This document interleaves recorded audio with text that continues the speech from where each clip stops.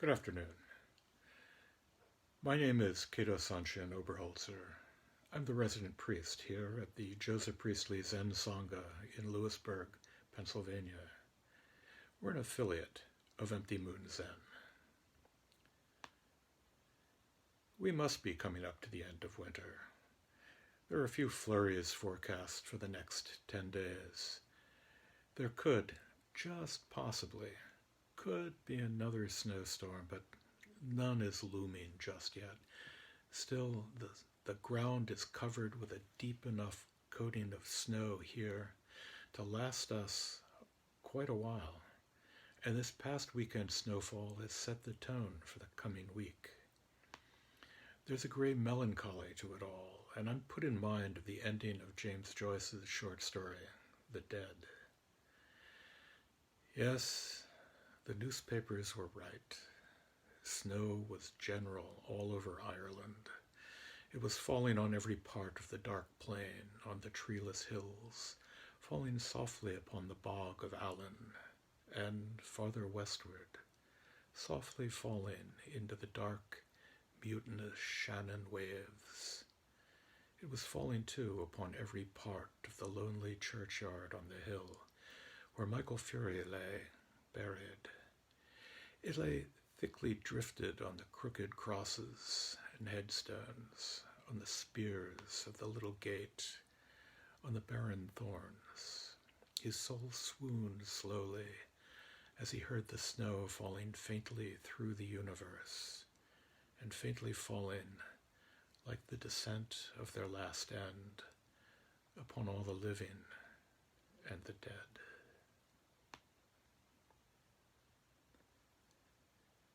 This past Tuesday, we held the funeral service for my 95-year-old mother-in-law, Betty Jane Wolfe, who had died the Wednesday before.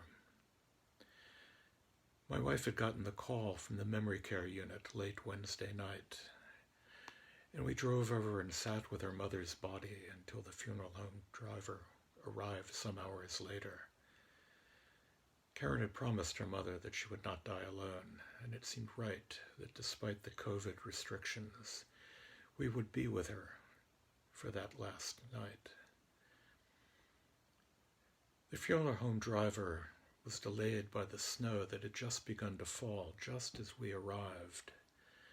It would continue through the morning. I'm always struck, not by the appearance of snow, not by the blanket of fresh whiteness, but by the way it muffles sound as it comes down, the silent stillness that it imposes on the world, the hush broken only by a lonely car driving by, the sound of snow sliding off the roof. That stillness was reflected there in that semi-darkened room deep into Thursday morning, there with the snow outside falling on both the living and the dead. And this is that great mystery for us. We are all going to die. The book of Job tells us that man is born of woman, is a few days and full of trouble. He cometh forth like a flower and is cut down. He fleeth also as a shadow and continueth not. For good or ill, my mother-in-law, whose few days added up to nearly a century, my mother-in-law seemed to take to heart the promise of salvation and the threat of damnation that her Christian faith offered her. That threat seemed somewhat mitigated by the forgetfulness granted her by dementia. It's neither a comfort nor an admonition I can turn to, nor do I need to. Hakuin Zenji sang to us that this earth where we stand is the pure lotus land, and this very body, the body of Buddha. My mother-in-law, in her last days, seemed to be living in that eternal now, the past not accessible, the future not a concern. This earth, that pure lotus land. Living on in that grand and expensive hotel on a hill, a hotel she had built and that her children, whom she didn't recognize, only thought of as a memory care unit.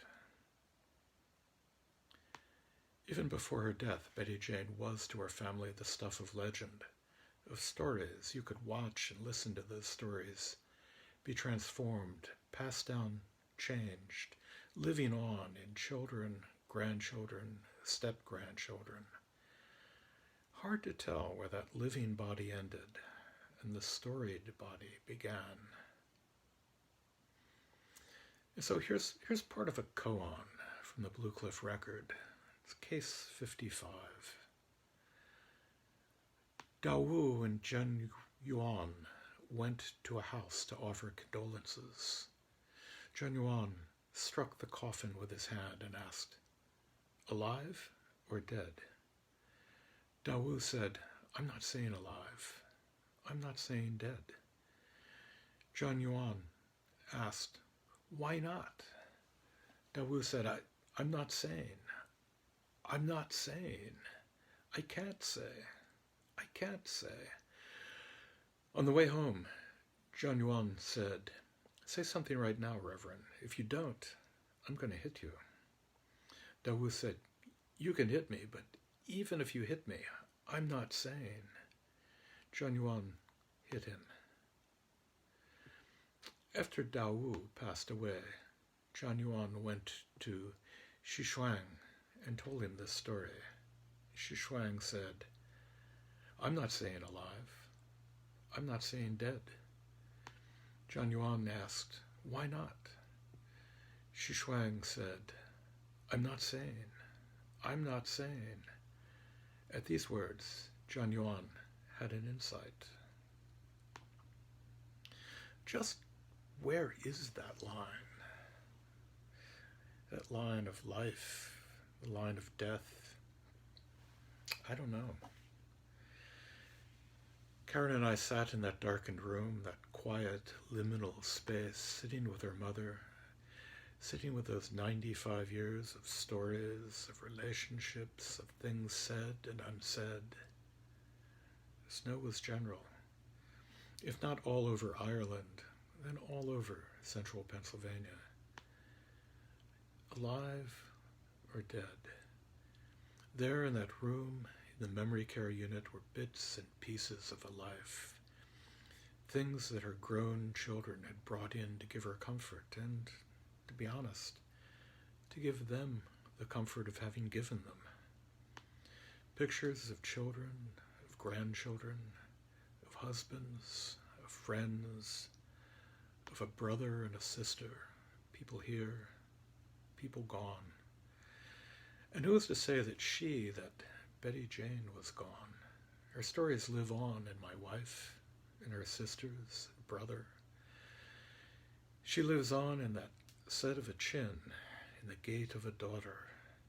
Her influences reach out, touching, shaping generations for good and ill. Quite honestly, for both. Rap on that coffin lid. Alive or dead? I can't say. I can't say.